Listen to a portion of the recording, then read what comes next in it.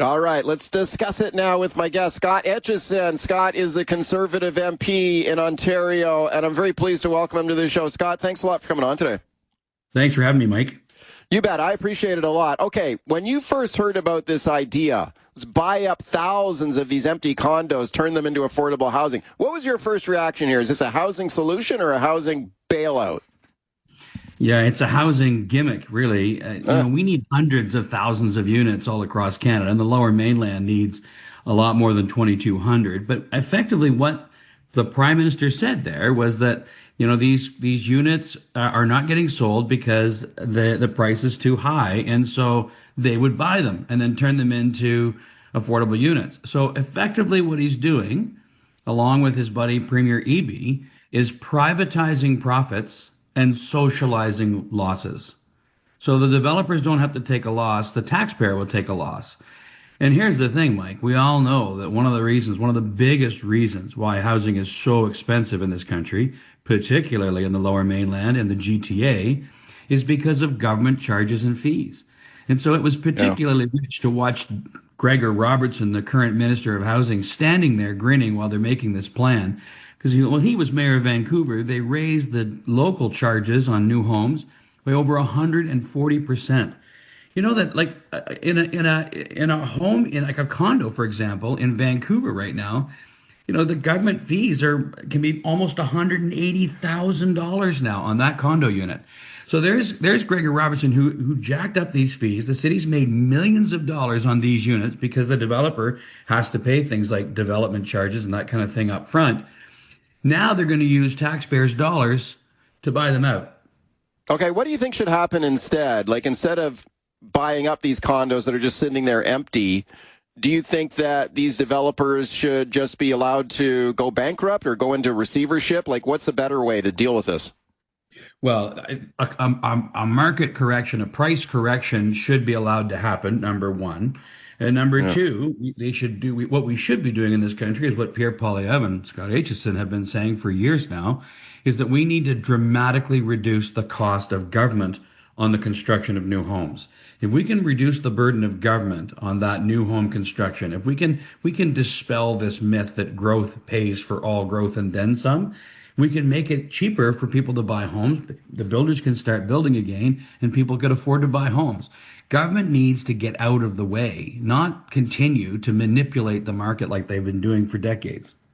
Speaking of Conservative MP, Scott, talking about the great condo, don't call it a bailout, according to Mark Carney and David Eby. Just to go back to your point, Scott, that you think that this is forcing the losses on these condos onto the taxpayers, onto the public books. Let me play a clip here for you from BC Premier David Eby the other day, because he's asked about this, and he said that he argues that taxpayers there'll be no cost to taxpayers for this. There'll be no cost to taxpayers. Let's listen. This comes at no ultimate cost to taxpayers because the mortgage is an asset for taxpayers. People hate it. That's okay. We don't have to do it. But I actually think that ultimately we'll be buying below the cost of construction. No developers will be profiting from this. Okay, so he says there's no cost to the taxpayers because the mortgages will be on these condos will be an asset for taxpayers. So there's no cost. And they're buying them below the construction cost. What do you think of that argument? Well, it directly conflicts with what the Prime Minister just said. The Prime Minister said that they were going to make these developers whole on these projects, and now the Premier's saying no, they're going to get a deal on them. So we have no idea whether they're going to pay full price for these condos, like the full cost of construction plus all the cost of the government fees and taxes, or are they gonna pay a lower price? Will the developers agree to sell at a lower price? None of it adds up, and they don't even have their own story straight. Okay, let's talk about the ethics probe here. So the Conservatives now pushing for an ethics committee investigation. What exactly are you trying to uncover? Well, we want to get to the truth of what's really going on here. We've been told, the developers didn't ask for this. They wanted to see BC do what Ontario has done, and that's reduce the tax burdens, get the GST down, get those DCCs down, those kinds of things. And the Eby government decided not to do that. So what's really happening? Is the federal government contributing to a fund that will pay for condos at full price? who lobbied the Prime Minister for this, who's engaged in this, who will they be buying these units from. I think the taxpayers have a right to know exactly where their tax dollars are going on this. Okay, where is this how do you intend to get to the bottom of this? Is this through the ethics committee in Ottawa? Yeah, we'll fight the battle there, and then obviously we'll keep digging elsewhere as well. We keep hammering away. We use all the tools we have as an opposition party to make sure that we hold this government to account for what their decisions are. Frankly, we just need to find out more too. We still don't really know exactly what it is. The messaging really, it's a botched rollout of a really botched plan, from what I can tell. Okay, do you think this could have an impact on the larger market as a whole? Like, one of the things that Pierre Poilievre said the other day is that if the government steps in here and starts buying up thousands of condos, does that distort the market and actually have a ricochet effect where maybe you end up driving up the cost of condos if the government is in there and purchasing them? Does that naturally just drive up the cost for other people? But your thoughts? Well, sure, he's right. On market units, these are market units we're talking about. In a natural market, that the price goes up and down based on supply and demand, right? Demand is incredibly high, supply is actually fairly limited, and so the government stepping into this market using taxpayers' dollars, that impacts the price. That absolutely impacts the price. And so we've said all along that homes are too expensive. We've even heard the Prime Minister say that we have an affordability crisis, and this move helps to maintain the unaffordable prices.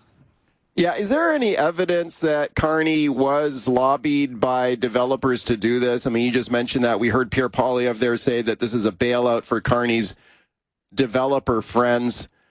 Carney was asked about this the other day. Scott, I'll play the clip here for you. Carney was asked the other day, did any of these developers ask you to do this? No developer asked for this for me directly. The province of British Columbia, which initiated the idea, sees an opportunity, potentially given what's happening in that market, to convert some of these condos that are lying unsold to affordable housing. So buying them at a discount at the right time, financing, terming that out, setting up a rent-to-own structure for truly affordable housing. Okay, so he says that no developer asked him to do this. Do you think he's not telling the truth? No, I suspect that's true, that no developer asked him to do this. But at the same time, his statement there about buying them at a discount is contrary to what the original clip you played, where he said that they were going to make developers whole on this. And so my question for our banker Prime Minister, who's supposed to understand finance, is this. If Premier David Eby comes along and says, I've got a brilliant plan to buy up a bunch of condos that won't sell because the price is too high, give me a bunch of money to help me do it, why would the Prime Minister just follow along with that if it's such a bad idea? I thought he understood finance. He understood the market, but maybe he doesn't. Well, maybe he just does whatever Premier Eby wants him to do. I don't know. Did Carney really say that, though? Did he really say that they want these developers to be made whole on this thing? Because I don't think I heard him say that. Let me go back to that clip here. Let's listen carefully to what he said. Too many completed condos sitting empty. In Metro Vancouver alone, around 2,500 finished units are standing vacant with no buyers. With higher interest rates, weaker investment demand, developers are stuck. They don't want to sell at a loss. They can't afford to hold those empty units indefinitely. Okay, so he said they don't want to sell at a loss, but he didn't say that. Sell to the government at a loss? Is that what he's saying? I don't know. That's what David Eby's saying. He's saying these developers are going to sell it at a loss. Well, but the Prime Minister said that they don't want to sell at a loss. So are they going to now sell at a loss? Honestly, Mike, I think your listeners could be quite justified in being very confused about what the Prime Minister and the Premier have actually come up with here.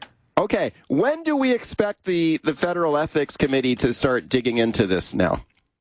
Well, I'm not exactly sure, but I suspect we'll get into it after Canada Day. We've been talking. I think the chair of the committee has been talking with the clerk to make sure they got the resources. But I think something will happen maybe after Canada Day, hopefully.